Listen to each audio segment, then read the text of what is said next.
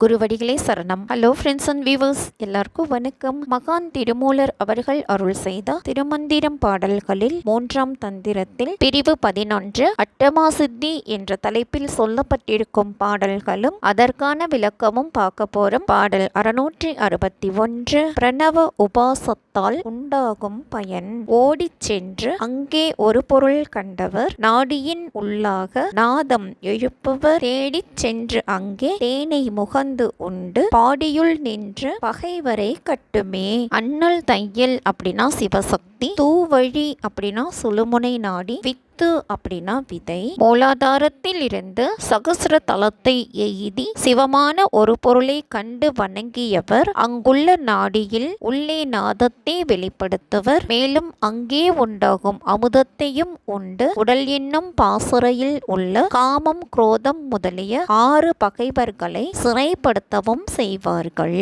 பாடல் 662 பறை ஒளி விளங்குவதை அறிபவர். கட்டிட்ட தாமரை ஞானத்தில் 9 மட்டிட்ட கன்னியர் மாதுடன் சேர்ந்தனர். கட்டிட்டு நின்று கலங்கனி ஓடு போய் பொட்டிட்டு நின்று பூரணம் ஆனதே. கட்டிட்ட அப்படின்னா கட்டு அமைத்த, ஞானம் அப்படின்னா நாளம் அதாவது தண்டு, கன்னியர் 9 பேர் அப்படின்னா வாமை சேட்டை, ரௌத்ரி காளி, கலவி கரணி, பலவி கரணி, பலப்பிரமதனி, சர்பூத தமனி, மனோன்மணி என்பவர்கள். இவர்கள் சீவர்களை பிறவிக்கு விட்டு தொழில் படுத்துபவர்கள். மாதுடன் சேர்ந்தனர் அப்படின்னா சுழுமுனை உச்சியில் உள்ளவர்களுக்கு செயல் இல்லை ஆதலால் இந்த சக்திகள் தொழில் இல்லாமல் பராசக்தியுடன் பொருந்தினார்கள் அப்படின்னும், பொட்டு அப்படின்னா புருவத்தின் நடு அப்படின்னும், களம் அப்படின்னா தொண்டை அப்படின்னும் அர்த்தம். சகசிர தலத்துடன் கட்டப்பட்ட சுழுமுனை நாடியில் சீவர்களை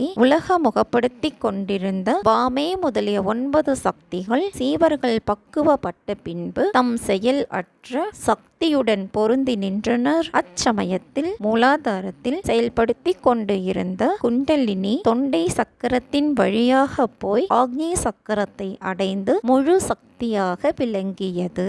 பாடல் 663 பராசக்தியே தொழில்படுத்துபவள். பூரண சக்தி 7 அறை ஆக ஏர் அணி கன்னியர் 705 ஆயினர். நாரணன் நான்முகன் ஆதிய 5க்கும் காரணம் ஆகி கலந்து விரிந்ததே. பூரண சக்தி அப்படின்னா பராசக்தி, 73 அப்படின்னா 21, ஏர் அணி அப்படின்னா அழகுடைய 705 ஆயினர் அப்படின்னா 105 கன்னியர் ஆயினர் அப்படின்னும், பராசக்தி திருமால் முதலியவர் தொழில் ஆற்ற காரணமாய் நின்றாள் அப்படின்னும் அர்த்தம். பராசக்தியே 7 கன்னியராய் இச்சை ஞானம் கிரியை ஆகிய வேறுபாட்டினால் 21 அழகுமிக்க அக்கன்னிகள் 5 தொழிலுக்கும் 105 கன்னியர் அவர்கள். திருமால் நான்முகன் உருத்திரன் மகேஸ்வரன் சதாசிவன் என்னும் 5க்கும் காரணமாகி அவர்களுடன் கலந்து விரிந்து நிற்பார்கள்.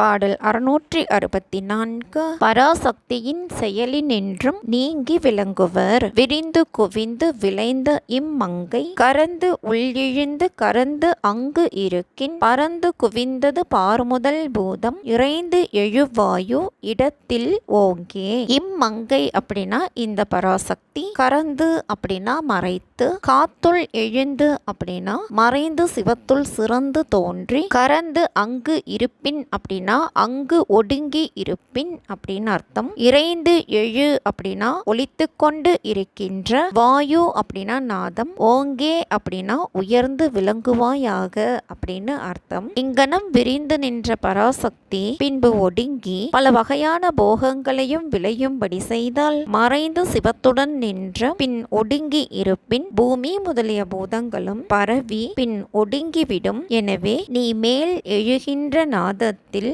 ஓங்கி விளங்குவாயாக. பாடல் 665 விந்து தானத்தில் விளங்குக. இடையொடு பிங்களை என்னும் 2 மடைப்படு வாயுவும் மாறியே நிற்கும். தடை அவை 6 எழும் தன் சுடர் உள்ளே மிடைவளர் மின்கொடி தன்னில் ஒடுங்கே.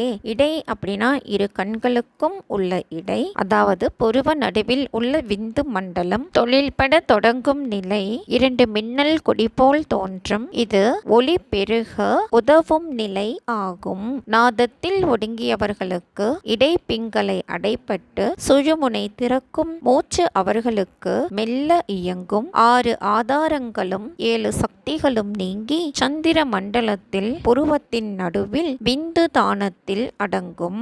என்ன ஃப்ரெண்ட்ஸ், பாடல்களும் விளக்கமும் உங்களுக்கும் தெளிவாக புரிஞ்சிருக்கும்னு நினைக்கிறேன். மீண்டும் 666வது பாடலில் சந்திக்கலாம். தேங்க்யூ.